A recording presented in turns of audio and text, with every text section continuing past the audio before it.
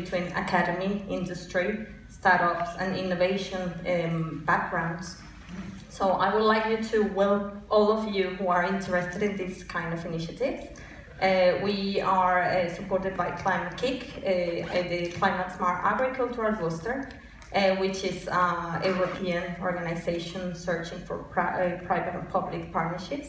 And we are a very strong academic consortia, but we are also looking for more opportunities to gather connections with industries, small and medium entrepreneurs, and startups who are leading in the feed and food industries and the uprising sector of the protein industry in the Nordics. Yes. Wow, great. Thank you. Yes, thank you so much. Okay, so let's get to it. The conference host, bring it to us. Lars Iversen.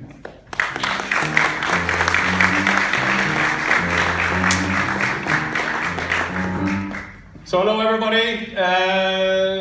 If you had the chance to have the insights what Spotify had before they actually took off, everybody would give like their left arm or something to be there and work on that opportunity to become Spotify or whatever that became, or Klarna or Statoil for that sake.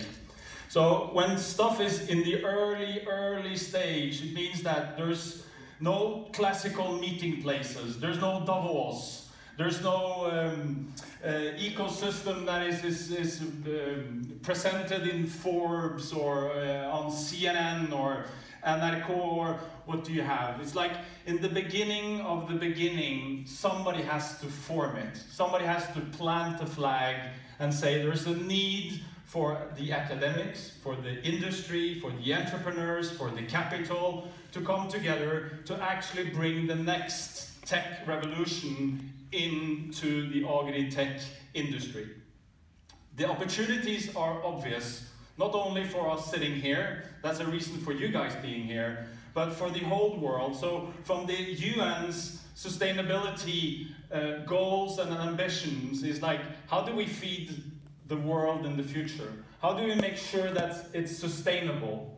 But for the Norwegian and from the Nordic and the European side, it's about actually creating the next industry to feed the world. So what could be a better place from our perspective, from here in Steinkjer? We got clean energy, we got tons and lots of energy, it's cheap, we got stable democracies, which is not that common these days, but we also got ahead of the rest of the world. We have a pole position when it comes to the digital development. So not only are we the food basket for the region already, but the next stage needs to be and have to be to bring the technology, because we have the technology. We're on the front lines when it also comes to the technology and technological development. What we lack is collaboration and great examples of the next industries to come. They will come out independent of what we do today, but what we could do is actually to take a position in this development. And that's why this is happening today. This is why it's happening in Steinkjer. This is why it's happening in Norway. This is why it's happening in the Nordics. This is, as Håvard said, not an initiative that we took up because we can earn some money on you guys paying for the tickets and then we'll sell some ads on this. This is a platform. This is a networking place. This is something we want to create because we want to see the activities going from the conference to the next year's conference. The activities, what we saw at Mære Landbruksskole yesterday, we saw this through meetings all day yesterday. People coming together who actually, some of them knew each other, some of them heard of each other, but they never met. But even more important, some people met people they wouldn't have met otherwise. And that's what networking is for. So there's a notion, and I think Stig wrote about it in the local paper just a week ago, there's something called pay forward. So pay forward is is a way of thinking where you actually start something where you don't expect anything back. So you act on an insight. There's something that is needed to be done. But you have to put this together, but there's a lack of a business model. So the business model is what comes out of this. So all the partners, all of you who put together money, initiative, resources, working hours, and all of you who traveled here are actually paying this forward. And what we want to see from this is actually the growth of the next industries. We got people who are about to establish new insects factories. Where should they place them? We see academic initiatives that needs to grow out of something. Where should they start from? We see the big data centers for the AgriTech culture needs to come from somewhere, but where should they be based? So where is this ecosystem that they all will prosper from and that we will talk about in the years to come if nobody takes the first step? This is the first step. We put together a program with 3 panels. The panels are, and it has been through the last half year, together with the program committee, we pointed at different angles. We could go to precision farming. We could go to the electrifying of the AgriTech sector, like we're seeing in the car industry. There was tons of topics we could pick. But the one that was most interesting and actually most relevant for now is the future of protein. So we picked this topic, not because we draw it out of the hat, because there's a lot of things pointing in that direction that we actually need to rethink how we're creating food. So in the first panel, we'll actually bring more insights into those who are driving that industry right now, the early entrepreneurs, those who are the mixers and fixers around what we call the next protein. It's green, it's blue, and we'll get to that shortly. The second panel is around circular economy and the Nordic version of the circular economy. We got people from the academic side, but also from the industry who see how we could reuse stuff that is already there in a better way if we only could put it into a system. And in the last panel, which will be the final one today, we'll actually put the question, how do we actually build an industry? So when the oil industry was started in Norway 40 years from now, there wasn't any geological expertise at universities. We didn't know how to export gas or oil to the rest of the world. We didn't know how to take care of the wealth that was created. Norway is in the leading position and teaching the rest of the world how to do this now. But it took us 40 years to get there. For this industry, this is day one. So how do we create this industry? How do we do the technology transfer from the other industries? How do we learn from each other? How do we cooperate and move together in actually doing something common? This will be the last panel. We drawn together people from the public sector, from the government, from those who are making decisions or influencing those who are making decisions, actually to set an agenda. Because we need an agenda going out from this meeting, this conference today, to the next year's conference. What should we achieve? So could we give some orders to someone to say, if this was here, we could do this. But then the voices need to be heard, and that's another reason for actually meeting here. This should be a place where great things start. And we think we have the best starting point for doing so. We got guests coming from Sweden, Denmark, from all over Norway, and of course there's people who only woke up 5 minutes ago and walked down here. But to create this is the start of something that we see an ambition for. We looked for places where this AgriTech initiative meets in other places, in Sweden or Denmark or Germany, and we didn't find anyone. Which also means that we have the potential right now to actually establish this conference, this initiative, as one of the few Nordic ones. And it will be hard to actually come up and do something besides us, and that isn't the point. This is something that is inclusive. So we're not saying that, you know, if you weren't here at the first conference, well, you don't come to the next one, or those who couldn't make it are not welcome. It's the other way around. This is the pay forward way of thinking, is that together we'll make this. This is a meeting place, not for us, not for Håvard, not for the mayor of Steinkjer, but for you guys. So there will be a concert. We actually could have sold out all the tickets on only the concert. And because none of you guys are typically people who listen to your music over YouTube, you wouldn't know who's playing. But we could fill this room with 14, 15 years old people who would be crying to see the act that you will see over lunch. So make sure to take some pictures and send them around to those who would appreciate it, and maybe you will see the height of this. What we're doing now is on the run-up to the Steinkjer Festival, which starts tomorrow. So it's a way of the collaboration with the music festival. I would also like to say, as your host today, that if you need to go to the toilet, they are downstairs over there with the staircase. Should there be emergency, a fire or anything, the entrance or the exits are where you came from, where you all came in. So with no further ado, I would like to introduce you to Snorre Valen. Please come up here and join me, Snorre. Snorre is the CEO of Technoport, which is actually Teknologi Hovedstaden, the capital of technologies, muscle for actually bringing stuff together and creating stuff like this, I would say. But you're also a prominent politician. You know the fixing and mixing down at the Norwegian Parliament. And we're so glad to have you here. You're not only the host, we actually, as a moderator for the panel, we're expecting something of your opinions as well. But I leave the floor to you, and let's start this off. Welcome, everybody.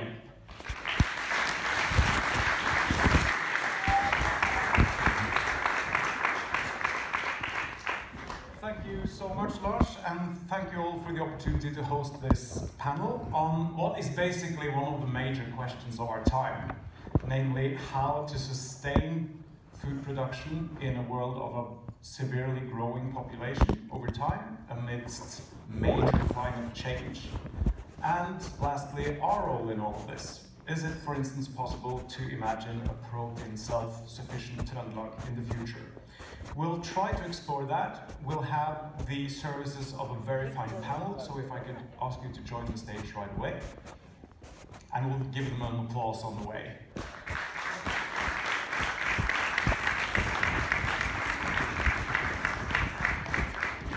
So, with us today we have Alexander Ringheim. He's from Invertopro. That's a startup that grows larvae for animal husbandry and aquaculture, and you actually won the SPD Innovation Prize last year.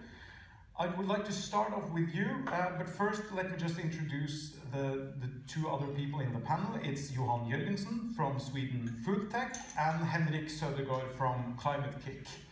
Alexander, I'll start off with you. Could you tell us your initial thoughts on the very broad theme that is the future of protein and your role in all of this? Yeah, so we're talking specifically about insects, but it requires a mix of a lot of different types of technologies to move ahead. I think looking at sustainability in a rational way is something that's really coming ahead, especially in Norway and in Europe in general. We have to look at the efficiency of the production of what we're making. How much land is used, how much energy is used, how much feed is going in, and what is then result in the quality of the product. And you're going to establish a factory in the not so far future, aren't you? So that's what we're working towards. That's our vision, and that's where we've been moving ahead for the last 4 years. We began in Tanzania, where I had a different job. I was working on economic optimization of farm systems.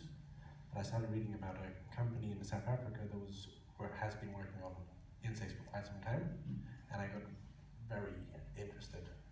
So we built a facility there, and we just lost the microphone. No, it's back. You're back. And then we've just been working since then, this early 2015. Yeah. Are there any comparable industries or factories in the Nordics as of today? There's a lot of, comparable, when it comes to what we're trying to do, which is an industrial scale production of sustainable proteins, then there's a lot of cases.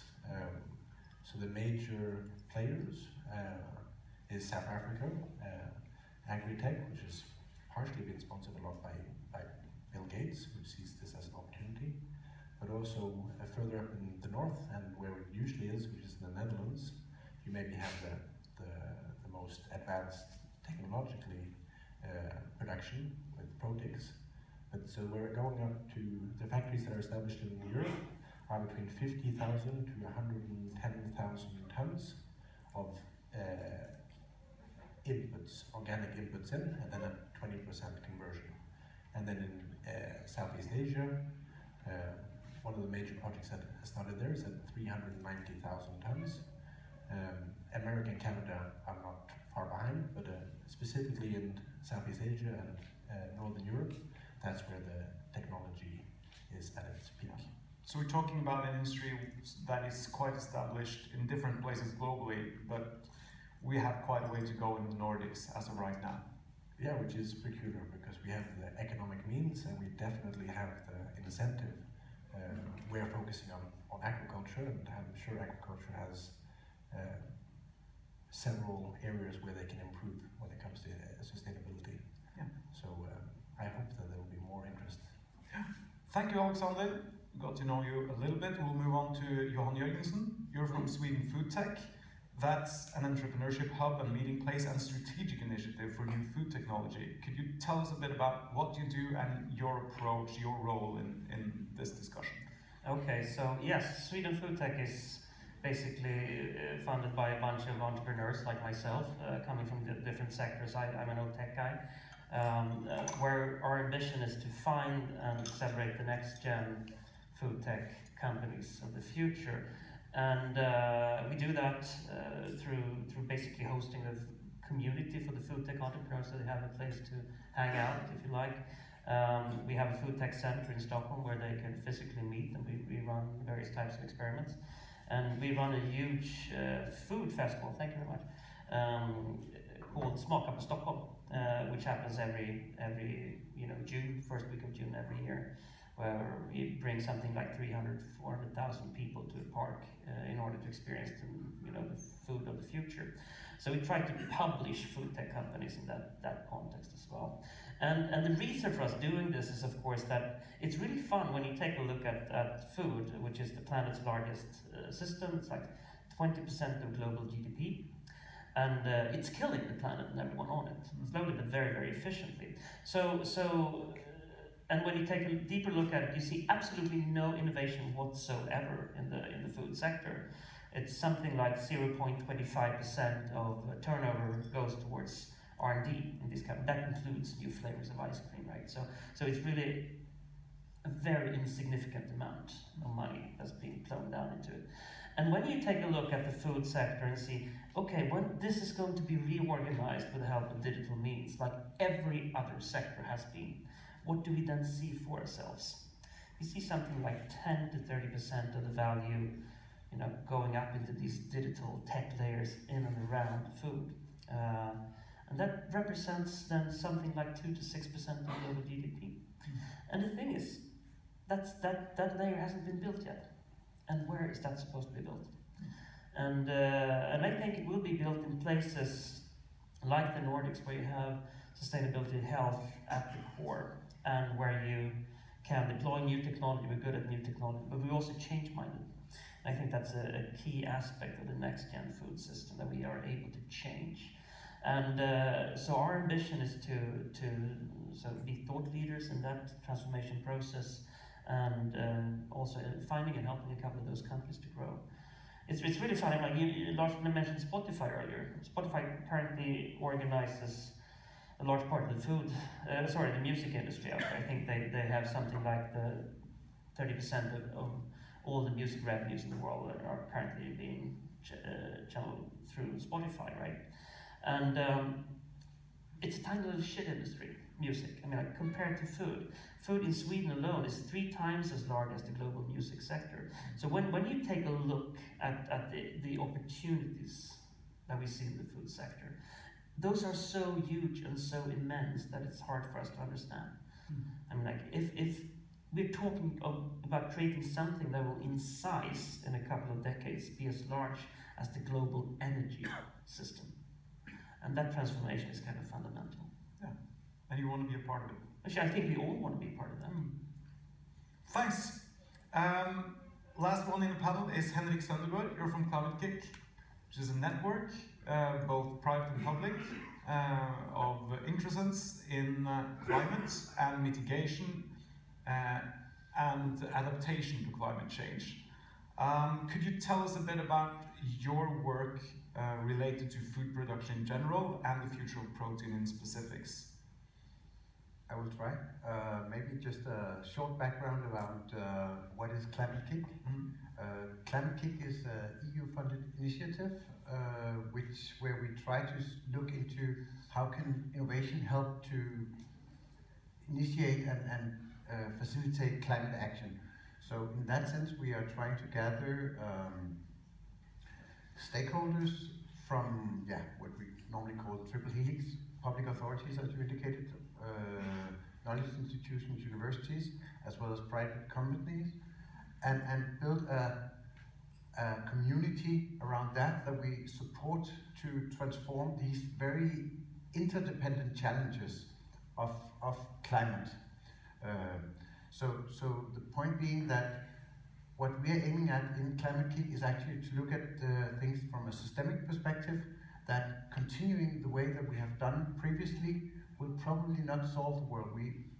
Most of us have an awareness of the Paris Agreement and the ambitions of that, and just the business as usual, and even the small incremental changes that we have seen will not be sufficient to facilitate climate change. So we have to do something radical, we have to do some disruptive thinking, and we are looking into that within ClimateKick to see how can we, from a systemic perspective, find the relevant levers for systemic change, and how can we influence that? How can we, with a little bit of seed funding, initiate and establish good communities that can help us all solve these problems? Because as the panel already indicated, these are some of the major challenges, and one of our focus areas is actually the food industry, because it's obviously, as also indicated, one of the things where how do we feed a population of 11 to 20 billion people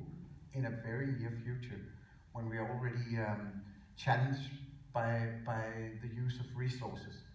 I had that's maybe on a personal note, 15 years ago, I had the pleasure of meeting Dennis Meadows, who was at that time, who was one of the authors of this Limit to Growth Club of Rome paper, coming back in the 70s, and it simply blew me away how he was already predicting what was going to happen in a time where everybody was just talking about growth and innovation, and we find technical solutions to solve all this. Actually acknowledging that the planet that we live on we are using the resources. I think now we have the date already coming where we have spent the yearly resources regenerated something in August or something. So after 6 or 7 months, maybe we are already there now, we have actually spent all the resources that the planet managed to regenerate by itself. So we have to find new ways to deal with the growing population. We talked a little bit about some of the additional challenges that comes up related to climate change, about migration, etc.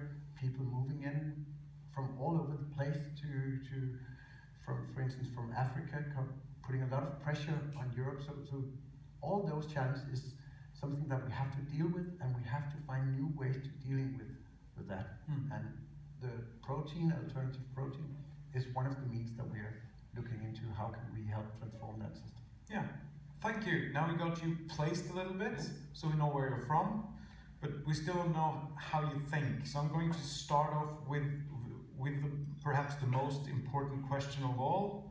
It's kind of a test to see what your approach really is. It's about the Norwegian, the Swede, and the Dane entering a McDonald's restaurant in the year 2050. Will the burger be artificially, synthetically made? Will it be from livestock, or will it be from insects? I want an honest answer. What do you think, Johan? It will be from plants. It will be from plants. Yep, it will be from plants. Alternative D, none of the above. Alexander? Hopefully McDonald's is obsolete. Replace them with something, with something that has other values. Okay. Henrik? I would also go for the plant-based protein, maybe coming out from this urban gardening that I just heard about, that how you can actually on micro level cultivate all the resources that we actually need. Yeah. So that's the approach. And having this in mind, knowing where they're from, we can start with the big conundrum and try to approach it more locally throughout the talk.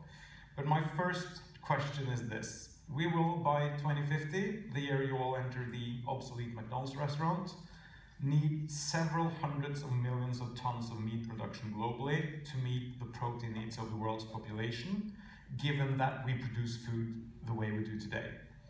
And by the same year, the UN Climate Panel projects that we will need to succeed in slashing up to 90% of our net greenhouse gas emissions.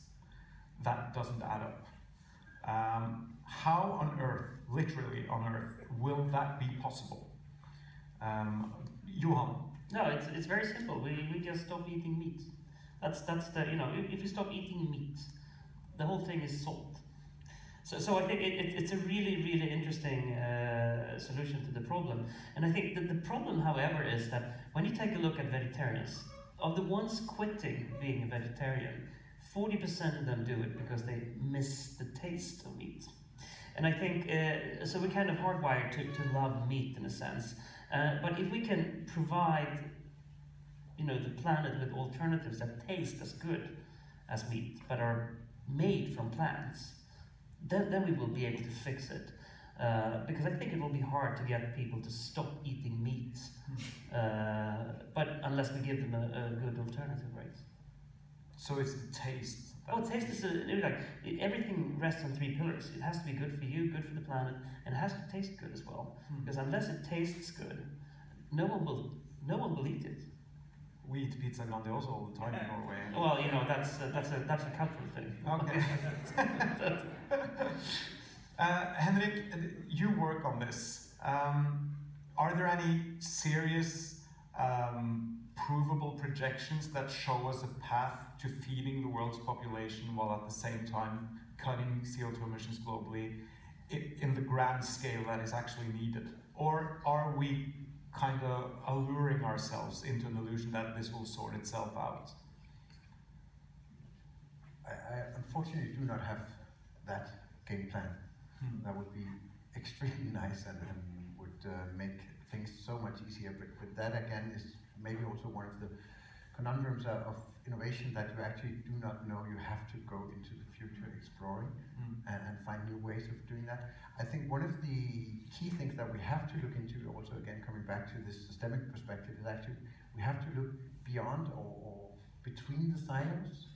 I think the example, and we had a pleasant discussion briefly yesterday about this with Johan, how we can, for instance, I'm also an old tech guy, so I've used to, can come back to that, but the point being, if we can introduce, like the example with Spotify, how we can digitalize the music industry, can we also find new ways of cutting across the verticals of food production?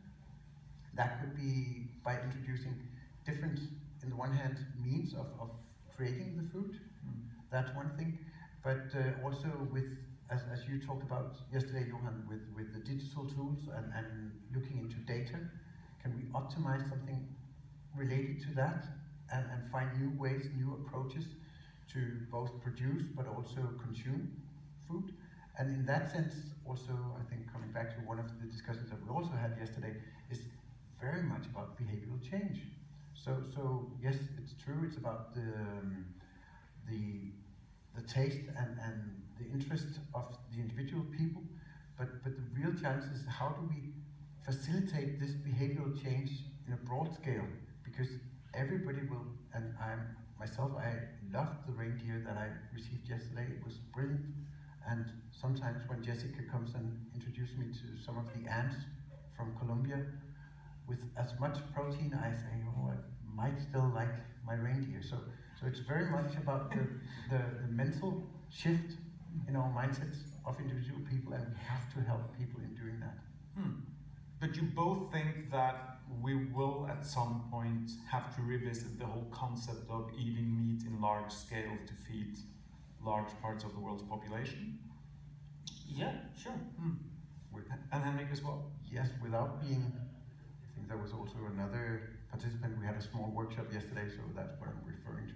We talked about, is that the only scenario that we can see that we have a growing population? I used to work for 10 years ago, we had within the energy sector, and we actually had some predictions saying that maybe we in 2100 just have 3 billion people. So maybe we actually will experience some crisis. We have from a systemic perspective, with a very complex, chaotic system, we're dealing with that.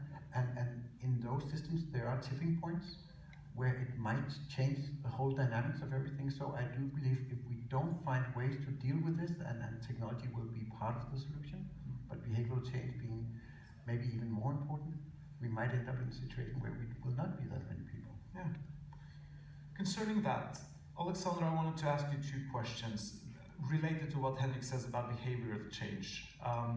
The first question is, how much of a role do you think, if you look apart from the fact that you're invested in insects yourself, so I want the honest answer, how large of a part will insect production play in reducing the carbon footprint and increasing the sustainability of agriculture and meat production and aquaculture? Do you have any notion of that? For instance, what do you base your predictions on? What do you present to the potential investors for your insect factory? Yeah.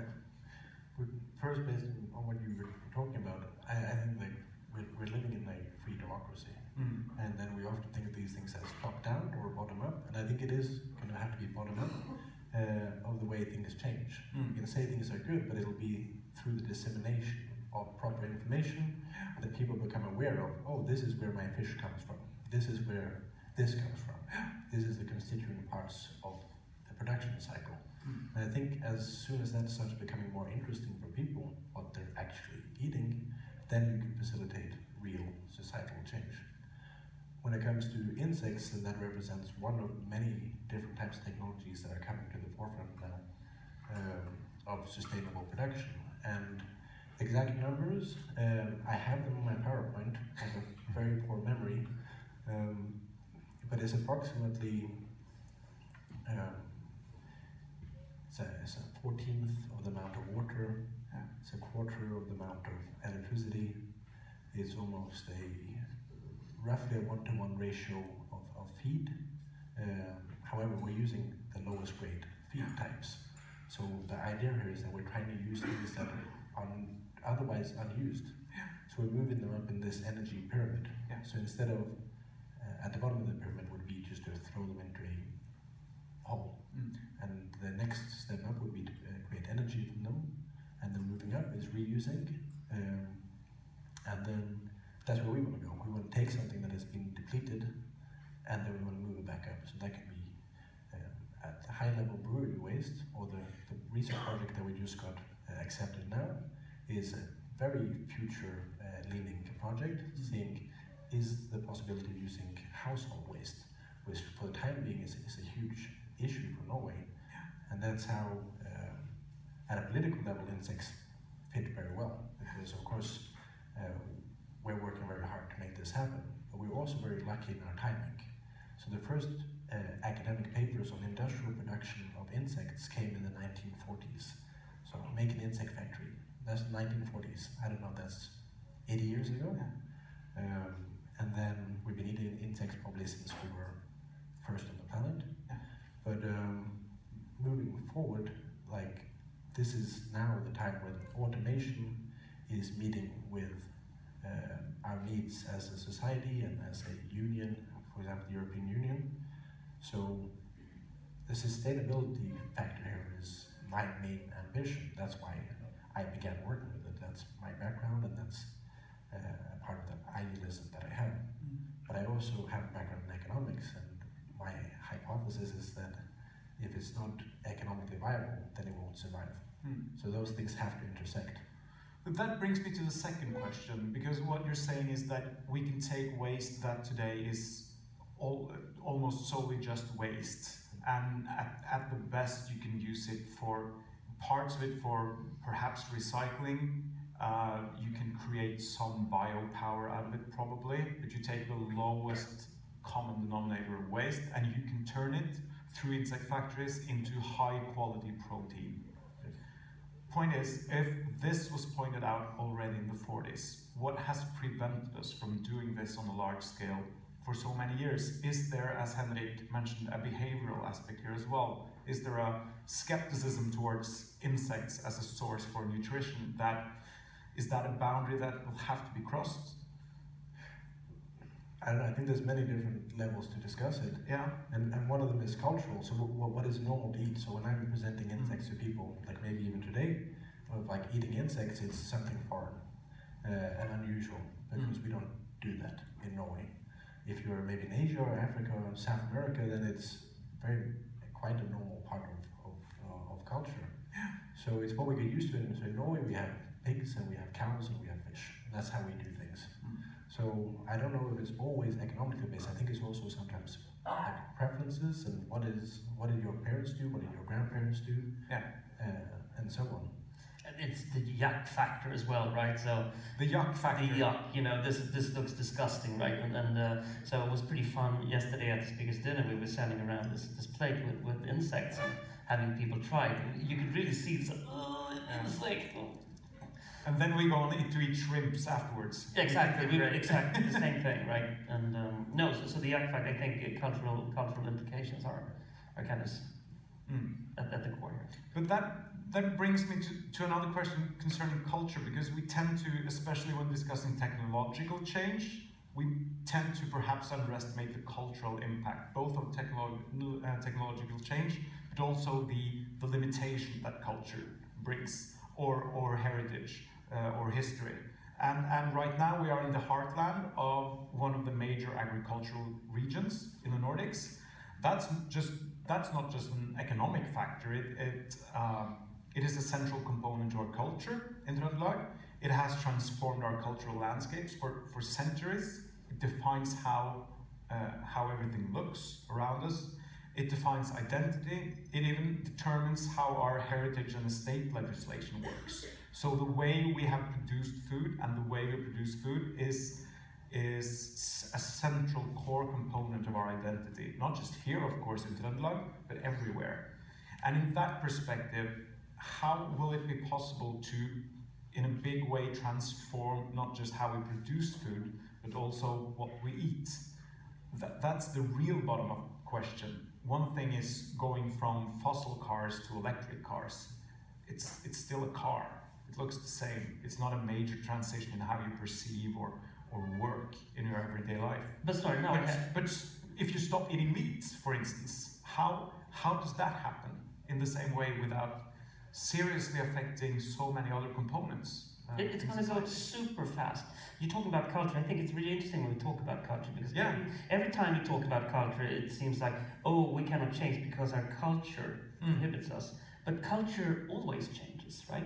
Yeah. So, and I think was mentioned here by Lars that 40 years ago there was no Norwegian oil industry. Has that changed Norwegian culture in 40 years? You bet it has, right? And you can see those cultural shifts happening all the time at a pretty rapid pace. Just having one quick comment here. We have, if you go in and do a look up on Google Trends, for instance, and you take a look at the search term vegan in Sweden the past few years, and you will see nothing, and boom. And that boom is exclusively due to one person's job, and her name is Therese Lindgren, and she's a fashion blogger in Sweden. And she's converted a quarter of all the Swedish girls between 15 to 25 to become vegans or vegetarians instead, because she's fighting for animal rights. You know, is that a cultural shift? It is. It's kind of a significant one as well. And it's happened over the course of a couple of years. So cultural shifts can come pretty rapidly. And if we say that no, our culture prohibits us from changing, I think we're dooming ourselves to become laggards. I think culture must lead and not be seen as an obstacle. And how does culture lead us into a more viable and sustainable food production? I think what we should say is that let's create the culture that leads us to a more sustainable and healthy food production system. So this is technology and the way we behave having to move in tandem over time. And I think it's like the approach as well, and the book that you referenced before, it's like Beyond Growth. Like it's also about thriving. So often when we look to the future, we're thinking about how do we restrict, how do we stop, how do we avoid. And that's something that scares people because we're accustomed to a certain level of living or a way of doing things. Yeah. But it depends on the framing. So if depending on how you frame it, that's how you can have cultural change. Yeah. So the way that, for example, I'm not familiar, but the way that she has framed it with veganism as associated with somebody's values, then maybe the person liked meat, but they also like animals. So it's not, going back to your previous question, it's not just the technology that has to come in place. So in the case of insects, the technology is there. But you also need the cultural change to come at the same time. So like one of the things that we're working on, which is kind of in the dark, but like today our company has insects for humans. So the subliminal or the subconscious message that I'm trying to get across is that if it's good enough for you to eat, it's probably good enough for your fish or your chicken to eat. So that's one part of it. And then it's also referring it back to what is the natural diet of the fish. So for the time being, 70% of this in Norway is plant-based. Yeah. And 70% of what a trout would eat in the river in Norway would be insects. So that's back to the beginning, where if you can disseminate information in a good way and people are aware of these facts or statistics, then that is a part of building those blocks of real cultural change. Because this word innovation gets used a lot, but at least the definition that I'm aware of is that innovation is when people actually use a new technology. So otherwise it's just a invention. So like there's lots of inventions that have happened that never took off. So the innovation comes when the technology is there, but you also get the culture or the consumer to adapt and use it. I fully agree. I think exactly what you say. I normally tend to say I have this very simple definition of innovation as being invention plus exploitation, because the key thing is actually how to get the knowledge out, because as also indicated, we have so much knowledge. At present, we have lots of technologies being developed even decades ago, but the implementation and the acceptance in the market is not there for many reasons. I'd like also to touch upon one of the things that, or at least one of the concepts that I'm constantly aware of is the clock speed, that everything just goes so much faster, that when we're looking back into 40 years ago, saying that was a change, and I was almost working 40 years ago, but I, at least with regard to the oil industry, I was actually working in Norway around 20 years ago with the oil industry, where we actually tried to put into digital technology into visualizing seismic data exploration, and that was totally new, and it was, I would not say rocket science, but it was something that we have never done before. And now it's just part of its mainstream. We see virtual reality all over the place. So the speed of change is immense. And coming back to how can we then influence the culture, I think we are in that sense blessed and also maybe cursed because what we need to change culture is role models. We need to have somebody who stands up and say, like the bloggers, the key challenge is at present, it's where we historically we're looking at science-based facts, etc. Sometimes, or in the present life that we are living, sometimes we are strongly influenced. We have in the US a president who is resistant to, or at least wants to create his own news. Sometimes if he doesn't like what he hears, it's fake news. So we need to find good role models who stands up and explains why we need to change and how can we facilitate then this behavioral change essentially. But it's also about, I think, about understanding that food of the future is not going to be produced by the current food system. It's a different system, right? So let's just wrestle away the question from the food system, because if the food system is left to run with the question, nothing will happen, because they're totally inept at inventing when it comes to the food sector today. And they don't know what the word innovation means, right? So it's pretty fun. I have one of my favorite companies in the sector, apart from Urban Cultivator over there, by the way. Take a look at it when you go out there in the pause. It's a Finnish company called Solar Foods. They come out of the energy research department of a Finnish research institute called VTT, and they can convert CO2 gases to protein, which I think is kind of interesting, right? And they can convert it at scale, when they scale up, at a cost of soy. That's a game changer. It's a total game changer. And that's an innovation that comes out of energy research. And you can see a lot of other of those innovations coming out that, you know, from totally new directions or from totally new places that can reorganize the current food system, that makes it more efficient. And like, it's not coming from the food sector. So I would like us all to realize that food is not about the food product, it's about data and technology. And if we can have that mindset when we attack the future of food, I think we'll be better off. Alexander? Yeah, no, I was just thinking as well that, so now we're talking about the consumer and culture, and you were saying like there is an industry there, and we've been eating certain types of food for a long time, and why isn't that changing? And for example, what I today represent among many other companies is something that is relatively radically different. So there's maybe a fear as well that, well, if we come into the field, then somebody else will suffer, because maybe we're going into competition with somebody else. So that's why an event like AgriTech is great, because we can highlight the potential collaboration, the synergies, and the positive outcomes of collaborating across companies. So like yesterday we talked about something that could be a competitor, which is a company here that works with collecting food from grocery stores and similar, and then distributing them to people in need. So that could have gone to the insects. But of course, it's much better to give it right to people, so that makes more sense. However, some of that food might be off, and you shouldn't give bad food to people. That can go to insects. So although like initially it looks like a competition, it could be a synergy. And there's a lot of other companies that are the same. So very early on, we've started talking to agriculture producers and waste or organic residue producers, and finding out where can we work together, including biogas, because biogas is something that I guess maybe they're critical of us because we might be looking at the same resources as them.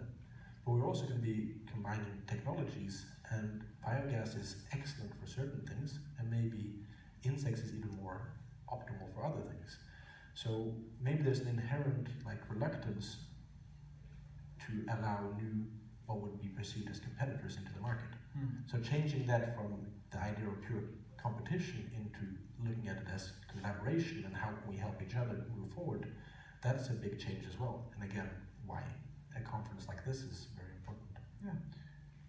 Maybe just a comment from my side, following up on what Johan said.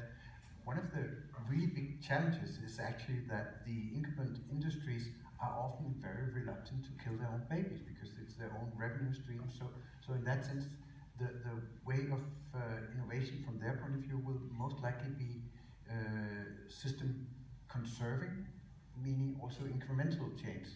I also, this is a name dropping thing, but I had the pleasure of meeting Clayton Christensen, who coined or framed the concept of disruptive innovation. And actually, looking in the crowd, we can see some of you are old enough to also know that we had at some point films. We had the classical Kodak example. They had everything, all knowledge in the world to change and looking into the future. They knew about digital technologies coming up, but they could not kill their own film industry. And where's Kodak today? Some of us still know the name, but if you ask the young children, they would not have a clue. So we will most likely also within the food industry have influences and having to deal with system change from new players that we did not know even 10 years ago. We see on the Fortune 500, the companies, again coming back to my term about the clock speed, I think the people or the companies who were in Fortune 500 10 years ago, half of them does not exist any longer. So we will see and we'll have to reinvent the system very rapidly and constantly. So it's a big challenge. Let me ask you to elaborate on that, because given what you say that incumbent industries often conserve their existing production models or existing technology and solutions or infrastructure, what are the main assets that Nordic agriculture has today that could and should be used in developing the future of food production? What assets do they have that is not used sufficiently today or developed sufficiently today? Sorry, now you make the mistake here of associating the future of food with the current food system. Oh, so you think there's an actual divide there? Oh yes, I would rather speak about Nordic values. I think so. When we take the step into the world of tech and digital, we have to realize that our food consumption patterns of the future will be dependent on digital nudging. So when we shop things online or when we are nudged to take certain decisions in a restaurant, there will be algorithms underpinning those. Now the question is, of course, what are the values underpinning those algorithms? Because those algorithms, through them, we can control the biological entities of people through controlling what they eat. And if those algorithms say, I don't care about the externalities or the health of the people eating, I just want to have maximum profit. If Jeff Bezos would say that. If Jeff Bezos wanted some more billions in his pocket by having us eat more sugar, he can make us eat more sugar. No problem. So the Nordic values need to be the core on which we then build the algorithms of the future food system. So that's why I think we have a moral obligation in the Nordics to take a lead in this new field of food. Because those layers around food, those digital layers around food, those are not local things. They're global entities like Facebook or Google, though way, way larger. So they will be controlling the planet. And let's make sure that the right values control the planet. It sounds grim. It is. Wait, some days I wake up and say, oh my God, what a world this will be, in the negative sense. Other days I can say, well, possibly it can make us as fast and smart as we can be, right? But I'm not sure. Henrik, do you share this kind of gloomy outlook on the current food industry? I definitely share that the opinions of the world is very much influenced by fairly few tech companies in the world, at least in the present systems. Whether and how that will be in the future is very difficult to predict.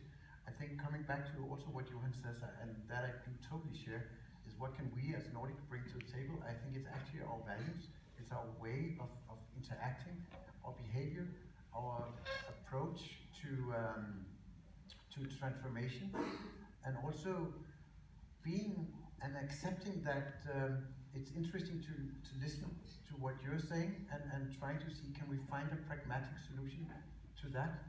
I think as an example, we're in Denmark known now for taking up wind power as the dominant energy source. That was something essentially decided by visionary politicians 40, 50 years ago, and daring to say we want to make a new standard. We do not just follow the mainstream. We still have a lot of coal-powered power plants in Denmark, but we are making the transition away from that. So I think the Nordic values and the Nordic approach about collaboration, we're to some extent blessed by being so small, and we need to collaborate. We need to find pragmatic solutions to many things.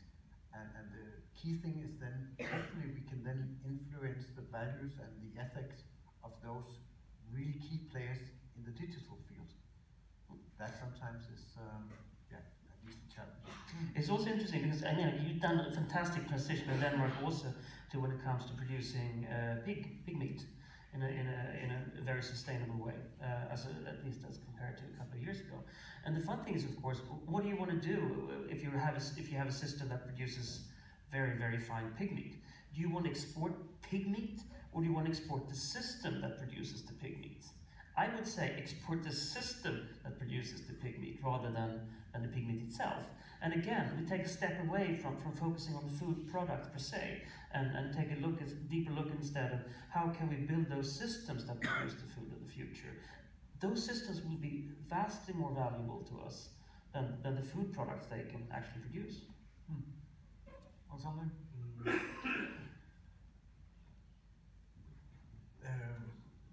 Well, you meant one thing on what's called nudging or influencing other people, and then there's something called a tipping point. At what point does a new system come into place? And it doesn't need to be 50% of the population. It can be 10%. And beyond 10% of the population being positive to a new idea or concept, it escalates extremely quickly.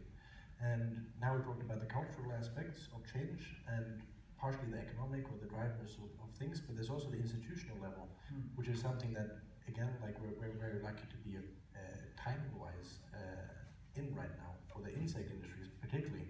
So there's a few things, like just a few fact drops, but we're importing 70% of the protein to Europe externally in, right? So we're just really just repackaging protein for the most part. We've five-fold increased the amount of meat we're eating since the Second World War. So five-fold increase, either the First World War or the Second World War. So it's just we've radically changed our diets. And then in our case, we're looking at a replacement and an improvement on fish meal. The fish meal prices have also five-fold increased over the last 10 years, from about $350 to now swinging around $1,500 to $2,000 per ton. The point being is that fish is interesting, health-wise there's a lot of positives there, but the more fish you make, the more you have to produce, you sell. And as long as we're using wild resources of fish, then the more you fish, the less fish there are, the more expensive it becomes. So on the institutional side, then the EU has said, well, first we want to be protein sufficient. That's one of the main goals for the European Union. So then countries have to see what can their strengths be individually. In the Nordics we have some. On the waste management side, which is what we've been specifically focusing, is that we're saying we're moving into a circular economy. And for example, in the West Norway, which we've been looking a lot at, is the recycling rate is at about 27%.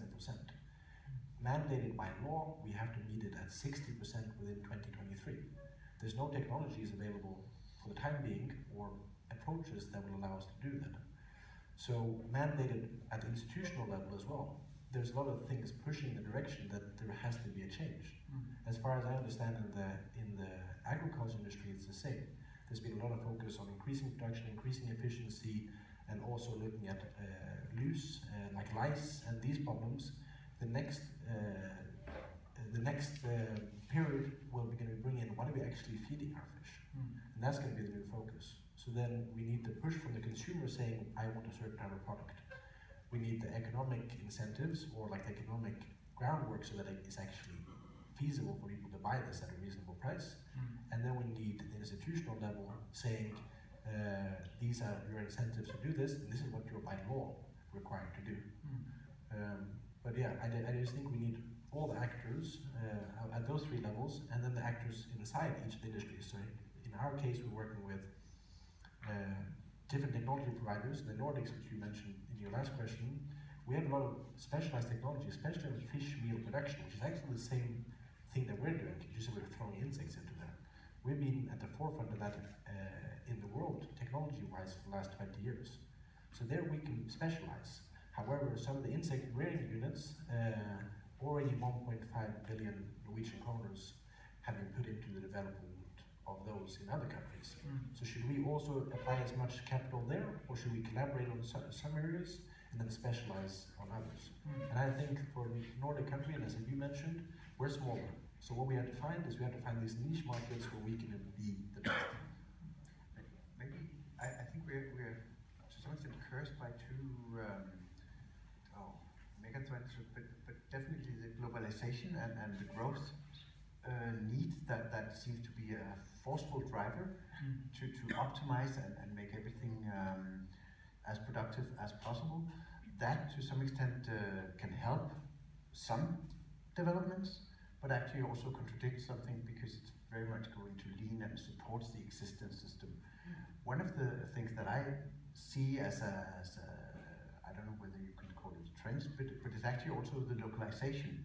That we actually see a strong movement also to develop small local ecosystems, activities based on circular economy. How can we reuse activities or waste streams from one area that can be actually a resource in another area? We had yesterday the discussions about the food bank. How can industries in Trondheim or the supermarkets in Trondheim, how can they, due to the fact that politicians or somebody has determined that there's a date where this food will not be good enough any longer, so it will be waste. Essentially, I think you talked about 30% of the products potentially being waste, but that's actually still good products that can be reused and transformed either to excellent food for in your case the homeless or especially needed people, but also maybe be transformed into other kinds of feedstock for animals or other things. So I think, and that's where we in the Nordics again are a little bit ahead of the curve to some extent, that we are really looking into how can we look in locally produced circular economies.